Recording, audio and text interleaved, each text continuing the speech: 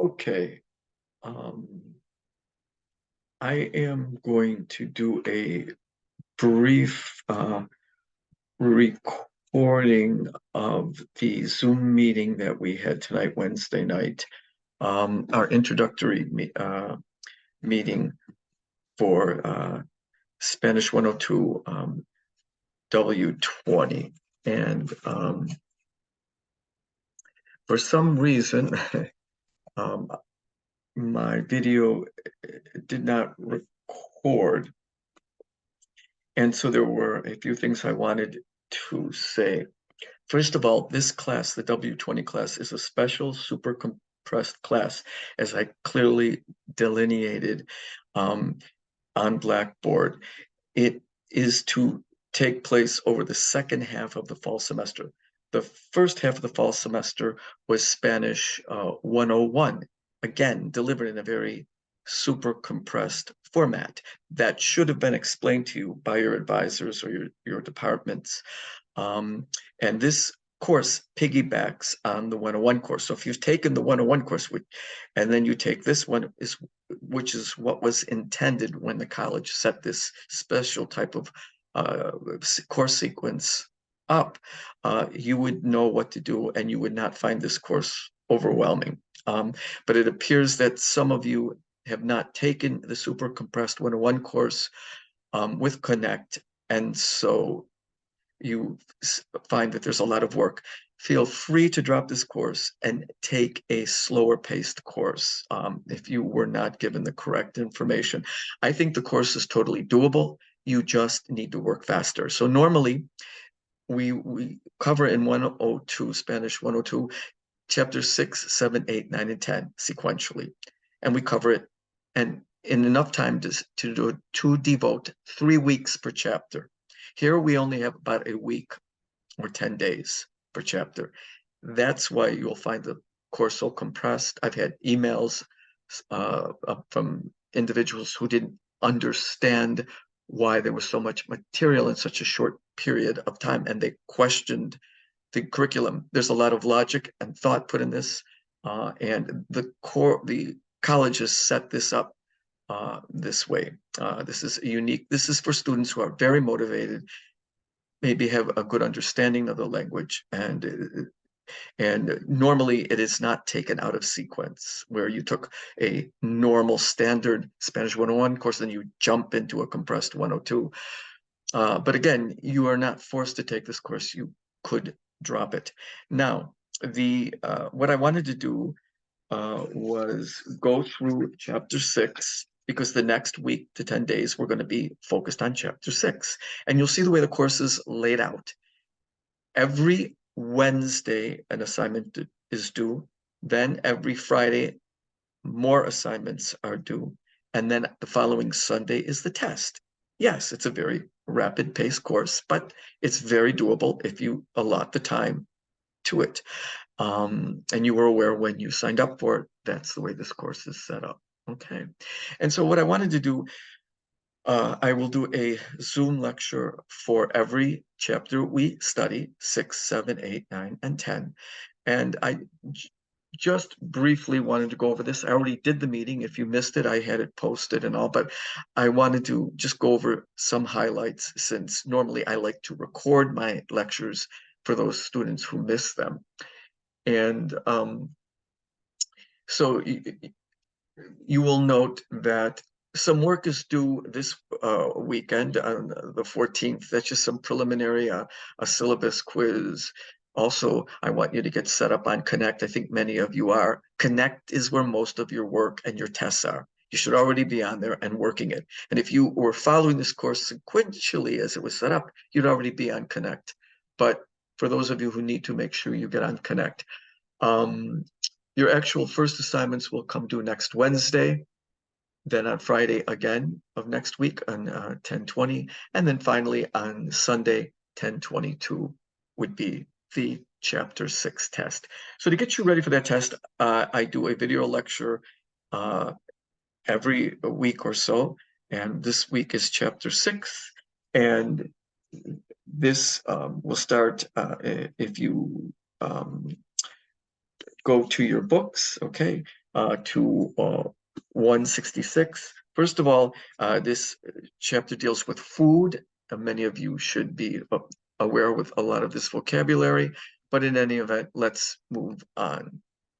So each chapter is divided up into 3 parts. Comunicación, communication, we'll look at that. It gives you some idiomatic ways of speaking. I'll kind of go through these. It's really up to you to spend time on these, but just to point some things out.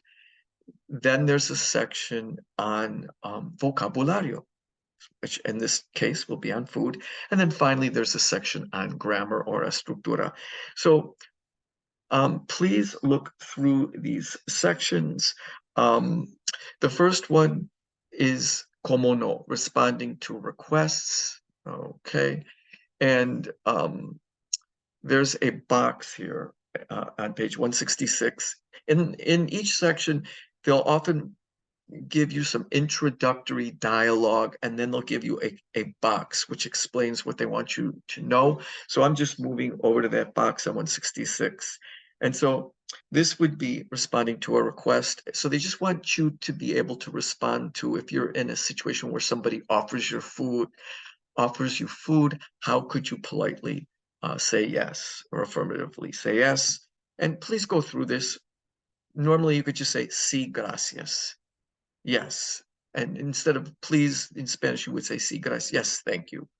Or you might, if someone might ask you, would you like a glass of water? ¿Quieres un vaso de agua? You could say sí, gracias.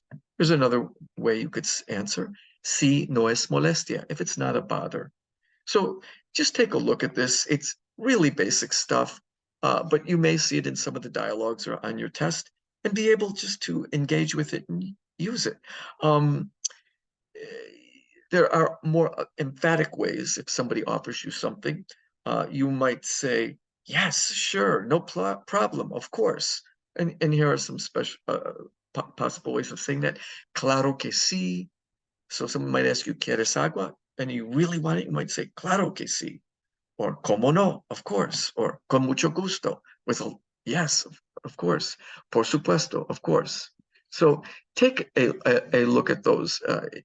It's very simple information. Sometimes I don't even know why they put this in here, but just make sure you are familiar with it, because you will be in a situation on your exam. There might be a small narrative or a little listening piece, and they may ask you, how did the person respond?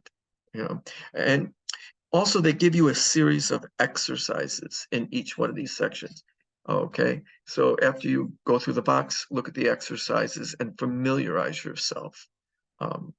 Now, in the same way, they've included a section here on how to invite somebody to eat or to partake of something, and how you might decline if you want to say no. I mean, this is really basic stuff, but normally people will use the verb querer. If they ask you, do you want some water? Do you want to eat? Do you want to go to a restaurant? And that's all they're showing you here. And they're giving you the to form if you're familiar with the person, friend or family, or if you're using it with someone that you're not so familiar with, you would use the usted form. So, ¿quieres un café or quiere un café? ¿Quieres comer? Or ¿quiere usted comer? Take a look at this. They give some other phrases. Tener ganas de, do you feel like? ¿Tienes ganas de café? ¿Tienes ganas de tomar café? ¿Qué te parece una hamburguesa? ¿Qué te parece means what? How does it appear to you? ¿Qué te parece? What do you think about? How would you feel about a hamburger? ¿Qué te parece una hamburguesa? And if you want to use usted form, ¿qué le parece una hamburguesa? Finally, te apetece. Apetecer is to appeal to. Te apetece un café? Does a coffee appeal to you? Take a look at that. For purposes of your exam, just understanding the use of querer is fine, but look at that other verbiage and go through it and just familiarize yourself with it. Now, what if you don't want something? How would you decline? You just say, no, gracias. Okay. I mean, they give you some other language here where you might want to give a reason why you can't. So they might ask you, ¿tú quieres comer? And you say, no, no puedo comer. I can't eat. I already ate. Or debo regresar a la casa. I need to go home. They're giving you like polite language how to get out of a of a situation. I don't think we even need to worry about it at this point, but take a look at it anyway. Go through some of the exercises that they give you. Okay. And how do you say enjoy your meal? Buen provecho. That's okay. Let's move on. So after you go through vocabulario, you look at those idiomatic ways they want you to speak, spend some time. Next is vocabulario. Now, this unit deals with food, and you've probably had a lot of this vocabulary. I can't learn this stuff for you. You have to spend time with the food vocabulary. Make sure you understand and identify items of food, the implements and things, dinnerware that you would use at a table. This will all be on your test and on your exercises. And you just need to spend a little time with it. But let's look at la comida, food. What are the different foods? So here are las carnes y los mariscos. Carne is meat, the meats, and mariscos, seafood or shellfish. Notice carne is feminine. And calamares, squid, camarones, shrimp. Carne de res is beef. Chorizo is sausage. Jamón is ham. Pescado, fish. Pollo is chicken. And carne de puerco or cerdo is pork. Look at some of these foods. El arroz, very important, right? Rice, atún, tuna, azúcar, frijoles, eaten all over Central America, Caribbean, and Northern South America. Pan, pasta, bread. Here are your productos lácteos, dairy products, la leche, milk, mantequilla, butter, queso, cheese. Take a look at these. Here are your verduras. You should know your verduras. Broccoli, cebolla, onion, los champiñones. Here's your frutas, las fresas, different condimentos. Aceite is your oil. Aceite de aceituna, your olive oil. Pimienta is pepper. Sal, la sal, salt, vinagre. And different drinks, agua, water, cerveza, beer, vino, blanco, white wine, vino tinto, red wine. Take a look. Here are the different places where you could purchase food. Carniceria is the butcher. Fruteria is the fruit stand. Panaderia is your bakery. Verduleria, where you would get your vegetables. So please look through these. There is a little more specific vocabulary here. How do you say breakfast? El desayuno. Lunch, el almuerzo. La comida is the meal. Here's your verb desayunar, to have breakfast. Almorzar, they have lunch. And comerte, they have dinner. Merendar or merienda is your snack. To snack is merendar. Cenar is to eat dinner. Okay.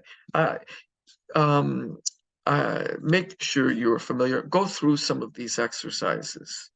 Then, this is very important. So we should know the food and know the implements that you use at table and la mesa.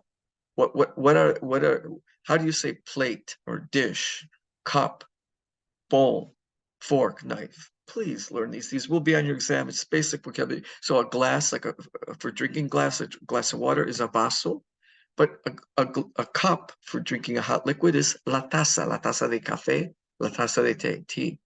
The word for spoon, la cuchara. Knife is cuchillo. The double L is pronounced like a Y. Cuchillo.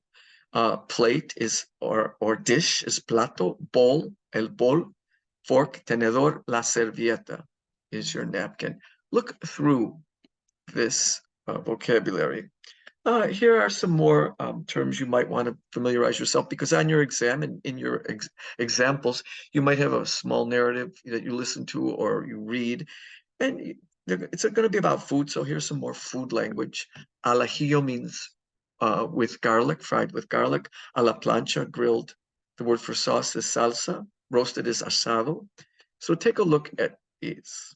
Here's some good vocabulary. When you're at table, when you're out eating, you will have some situations in your homework and on your exam where you'll be at a restaurant and you should know, be able to understand and interchange between a customer and a server. So what are some good words to know? Pedir. Pedir means to order. Ordenar, like food. The word for your server is camarero or mesero, and there's a feminine and masculine versions. Okay. Look a little bit at this because you will be in situations where you're out dining and you should be familiar what language and verbs might be used. So if I'm going to go out and I'm going to order food, I could use pedir, yo pido café, I'm ordering coffee, or you could also use ordenar, yo ordeno café.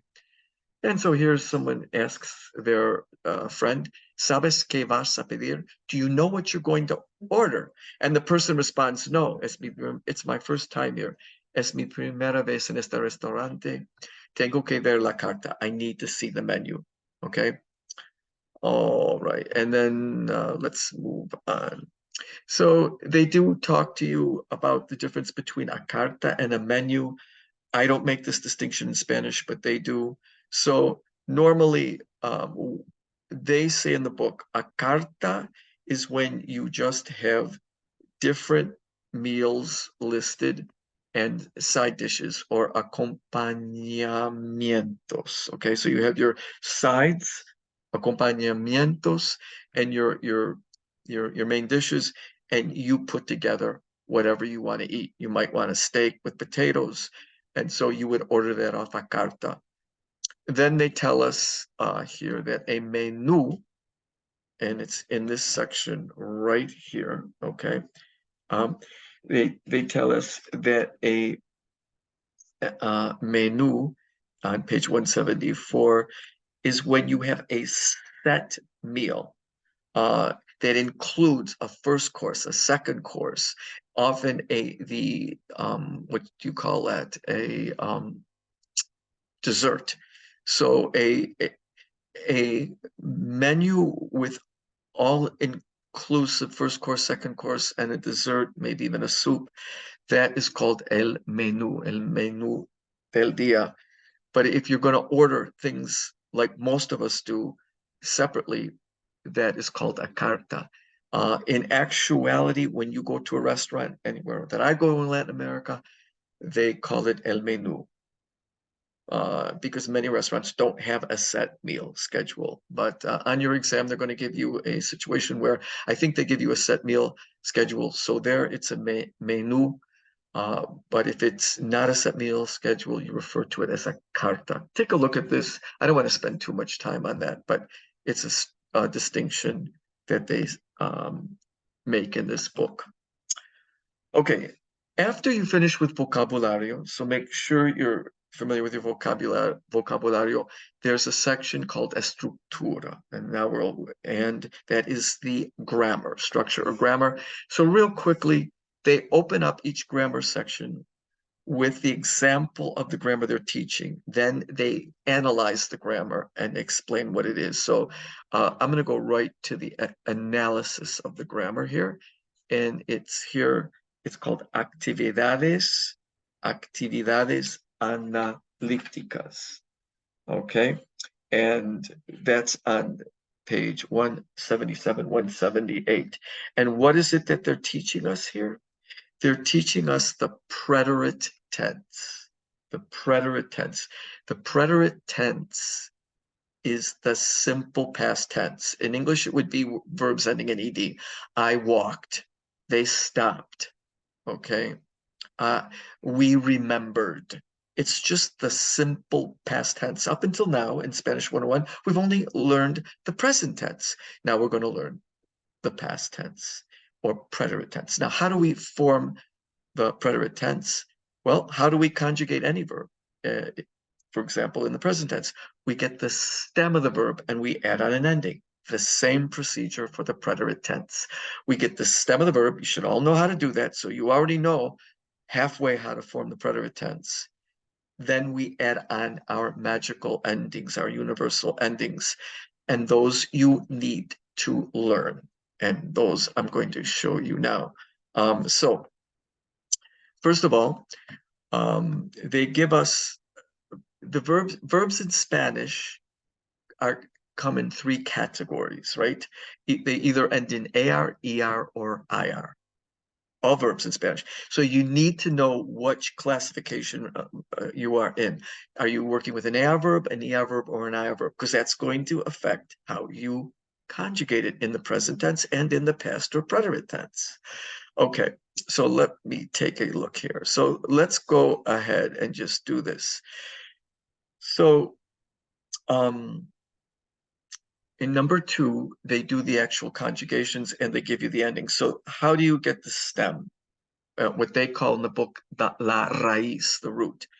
You drop the AR, ER, or IR of the infinitive. And again, the infinitive is the AR, ER, IR form of the verb. It's the unconjugated form, and it's called the infinitive or the to form. Trabajar means to work. Aprender with the AR means to learn.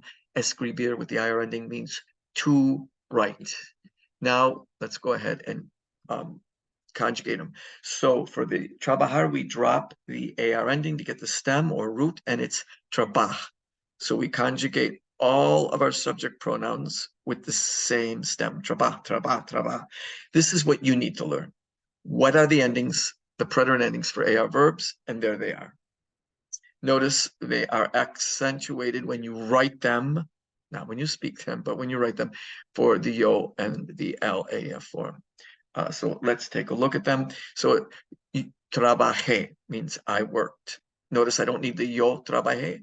If I say trabajé, you know immediately it means I worked. I don't have to say yo trabajé. That's redundant often in Spanish because the E ending means I worked. For the you form, where the subject pronoun is you, it's going to be haste, trabajaste, you worked. For él, ella, and usted, it's going to be o, accentuated. Usted trabajó, you worked. Él trabajó, he worked. Trabajamos, AMOS. Notice that AMOS ending is the same for the present, and you can tell by the context. Trabajamos could mean we are working or we worked. Usually you'll see a word in the sentence like ayer, anoche, yesterday, last night, and then you'll know it's trabajamos. Finally, what about ellos and ustedes? It's aron, trabajaron, they worked. We're not going to work with vosotros. Vosotros is only used in Spain. Really, except for some strange exceptions, it is not used anywhere in the Spanish-speaking world.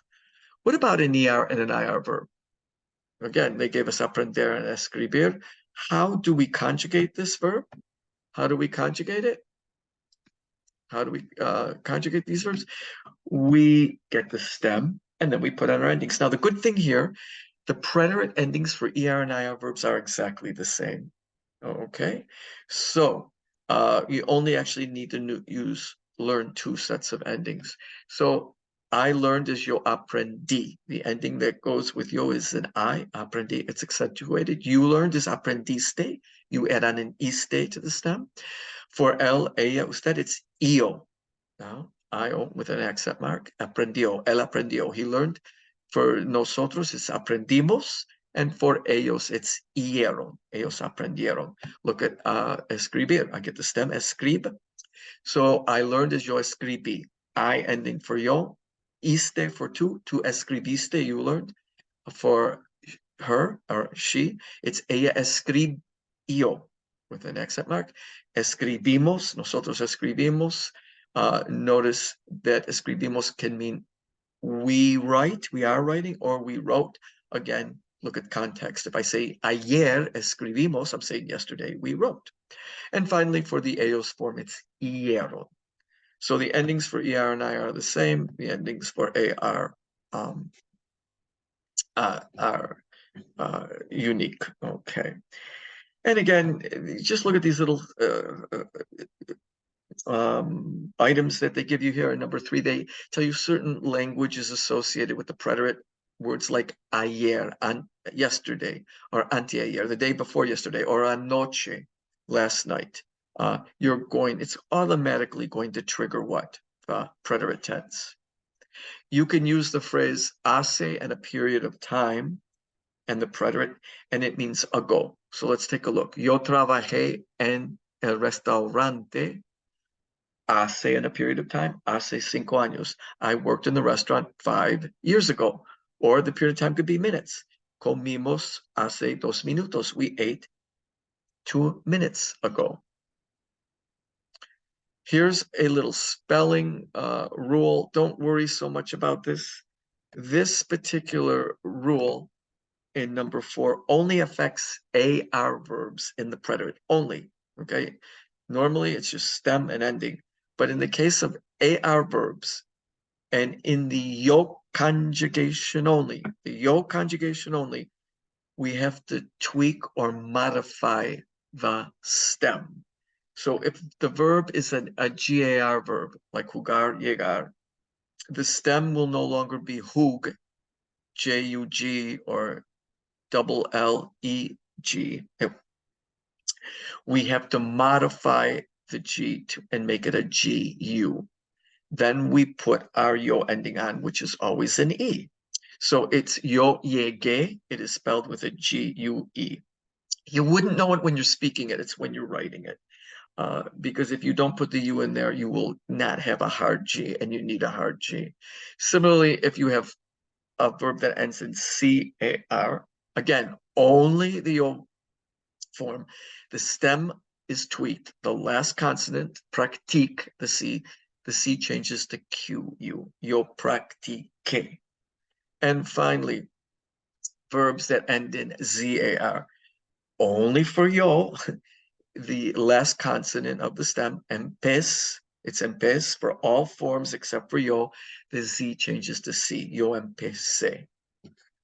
Not a major thing to worry about. Okay, go through these activities and get used to conjugating in regular verbs in the preterite tense. Okay, now let me move on here.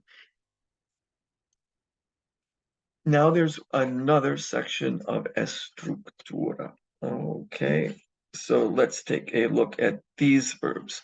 These are irregular verbs that are irregular in the preterite. Verbs that are irregular. So the first group we learned are regular verbs. It's stem and ending. We learned we know how to form the stem, and we know that AR have their special endings in the preterite, and ER and I verbs have their special endings. You should be able to put any one of those verbs by now into the preterite tense very easily. Now there are the irregular verbs. And here are the first group. These you memorize. The verb to go and the verb to be. Ir is the verb to go, ser is the verb to be. When you put them in the preterite, you don't use stem and ending. You just have to learn the conjugation. Also, ir and ser, to go and to be, in Spanish, when you put them in the preterite, they conjugate the same. So you might think, oh my gosh, how will I know if I'm saying I went or I was? Context. But let's first learn the conjugation.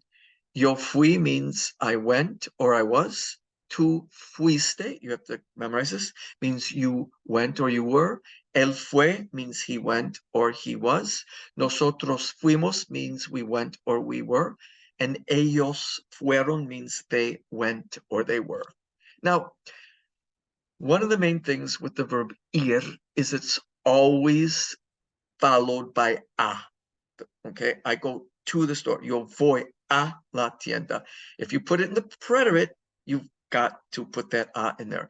So that will help you somewhat contextually. If you hear someone using fuimos, fue, fuiste a, or a donde fuiste, I think that will tip you off pretty quickly that you're using ir and not ser. So let's take a look at this. ¿A dónde fueron ustedes? ¿A dónde? Where did you go? Obviously, it's the preterite form of ir. And then they answer, nosotros fuimos al supermercado. So we're using the verb to go. Now it says, Alberto Fujimori fue presidente. Now we're just using ser. There's no a. Alberto Fujimori fue presidente. He was the president of Peru. And then we're giving the location of an event, an intangible event like a conference or a party. You will always use ser. So la fiesta fue en casa de Ana. The party was at Anna's home. Now, In addition to those irregular verbs, you need to learn these verbs: decir, estar, hacer, poner. They are not regular verbs like the ones we just learned. You don't take the stem, you don't drop the IR, AR, ER and get the stem and then put on the ending. These verbs have unique stems that come out of left field, and you've got to memorize the stems. Once you memorize the stem, then you're going to put some unique endings on these verbs. And let me take a look here. So here in number 3 are all the verbs you need to know that have irregular stems. They have either J stems that end in J, like decir and traer, or they have U's in their stem, like estar, poder, poner, and tener, or they have I's in their stem, like hacer. So you're going to have I stem, U stem, and J stem verbs. So try to remember decir, estar, hacer, poder, poner, tener, and traer are irregular. So please learn their stems. So the stem for decir is not des, it's di. The stem for estar is estuv, not est. It's estuv. Hacer is is. Poder, to be able to, I could, it's pud. To put or place is pus. Tener, very important verb. To say you had, it's tuv. And traer, to bring, is tra. It's a J stem. Now, so we get the stem of the verb and we put on the magical endings. Here are your endings. The endings for these irregular stemmed verbs are a little different. You must memorize these. Let's take a look at them. So for yo, it's an E. Yo dije. D-I-J is a stem. It's not deci, it's dije. Tu dijiste, you said. Él dijo, he said. Dijimos, we said. Dijeron, they said. Now, when one of these irregular verbs that has a J in the stem, only the J, the ending for the eos form will not be I-E-R-O-N, it'll be E-R-O-N. So they said would be eos dijeron. There's no I in it. Okay, I just wanted you to be aware of that. Other than that, the endings for all of these irregularly stemmed verbs that we just looked at are going to be the same, but they're different from the endings from the regular verbs. So I was is yo estuve. You were, tu estuviste. He was, él estuvo. Notice always the ending there. We were, estuvimos, imos, and they were, estuvieron. Now I put the I-E-R-O-N. What about hacer? It's going to be yo hice, to an E ending, okay? Tu hiciste, iste, you did or made. Look at hizo. That's a spelling change. You wouldn't know it if you were speaking. It's not I-C-O, it's I-Z-O because they want you to get the S sound in there. So there is a spelling change. We made is hicimos and they made hicieron, I-E-R-O-N.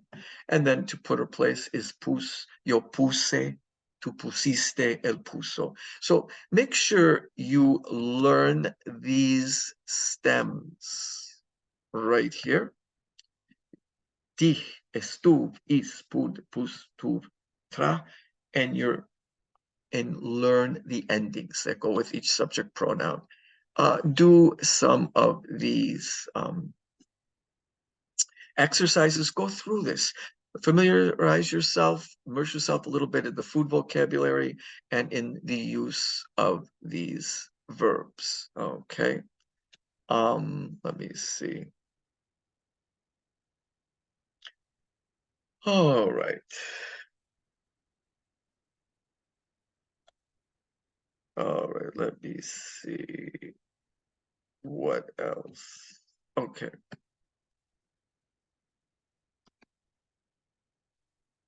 Finally, there's a lot of grammar in this unit. Really, basically, the preterite, the regular, and the irregular preterites.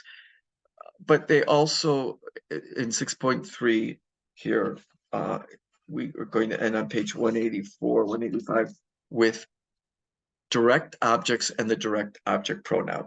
So what is the direct object? We got to find the direct object in the sentence. It will tell you on your exam and in your homework, but we want to get rid of the direct object, the person or thing, and replace it with the direct object pronoun, okay? So I could say, I see Bob. Bob is a direct object. He receives the action of the verb to see. Or I could say, I see him. Now, him is the direct object pronoun. How do we say him? I see Mary. Now I want to get rid of Mary and I want to get the direct object pronoun. I want to say, I see her. How do I see her? I could say, I see the car, or I see it. How do I say it? Or I see the houses. Now I want to get rid of the houses and say, I see them. So basically your direct object pronoun is either him, her, it, or them. Or it could be me. He sees me. They see us. Okay, or I see you. You would be your. So what are the direct object pronouns? How do we work with them? Again, they start off with some sentences using direct object pronouns. And let's take a look. Let's go to the actividades analíticas.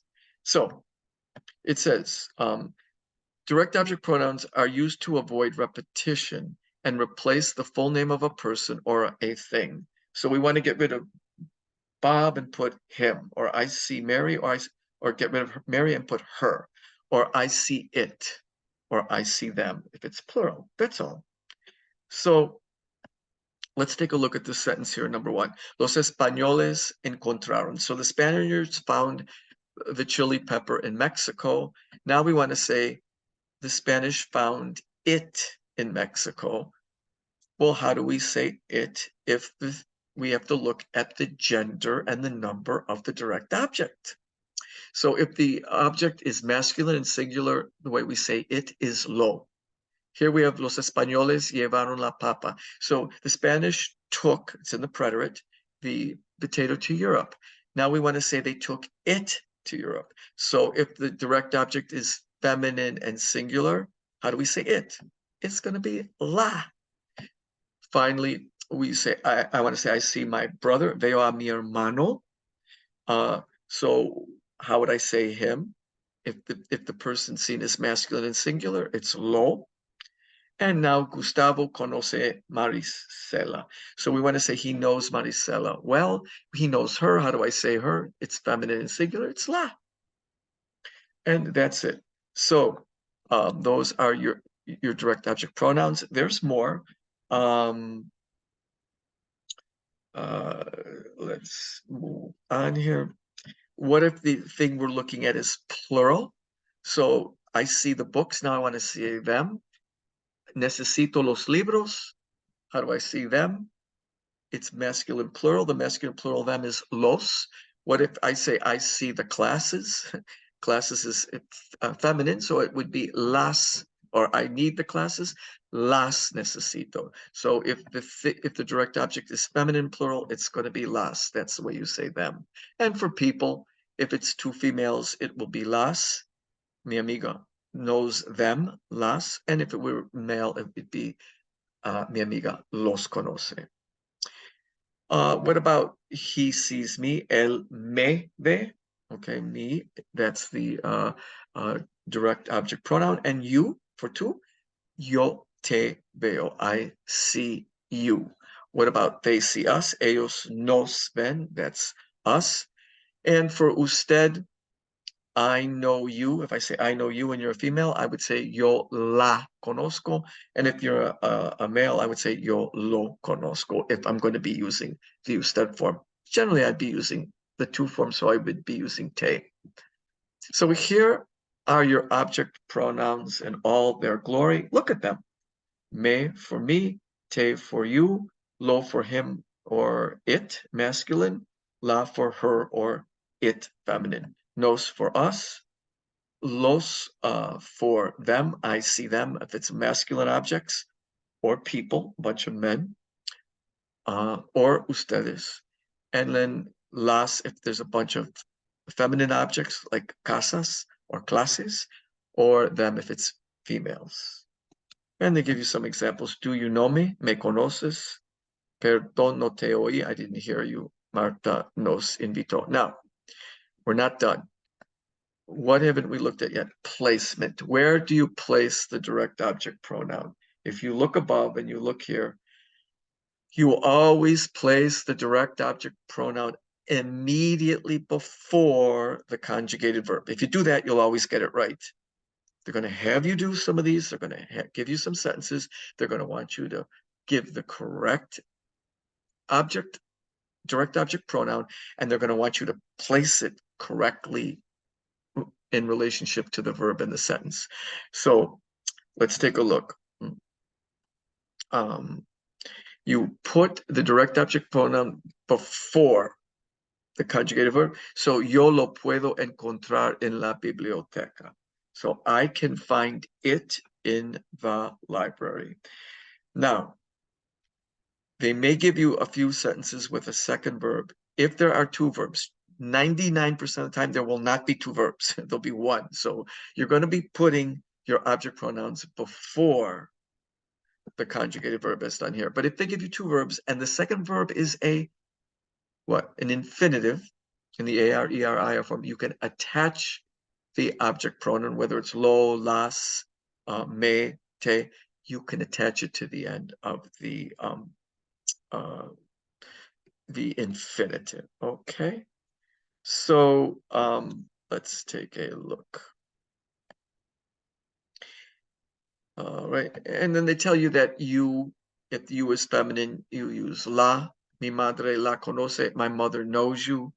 Or los invité. I invited you all. It would be for ustedes. Not so important. Okay. All right. So I think that does it for this unit. I think after you finish with the object pronouns, go through, do some of those exercises and the readings. And I think you should be good to go for this. Again, look through the comunicación, those ways of inviting someone to eat or drink, or how would you say yes to an invitation to eat or to dine. I mean, this is really basic, simple stuff, but just go through the vocabulary. Look at your food vocabulary. Look at your table vocabulary. How do you say fork, knife? How do you say cup, vaso versus, I'm sorry, glass, like a glass of water, vaso, versus a cup in the sense for a cup of coffee or a cup of tea, which is taza. How do you say fork, tenedor, cuchillo, knife, cuchara, spoon? Take a look at that and make sure you feel comfortable. Make sure you know the different food items, las carnes, mariscos, what are frijoles, what are huevos, what's queso. Immerse yourself in some of this vocabulary, and I think it will make your homework much easier and your test much easier. So again, for those of you who do not like the way that this course is set up, we're caught totally blindsided. I don't know how. You can switch out of it and take this where we will devote 2 to 3 weeks per chapter as opposed to a week to 10 days per chapter if you find the rhythm or pace of this course too much for you. I wish you all the best with whatever your decision is. Take care.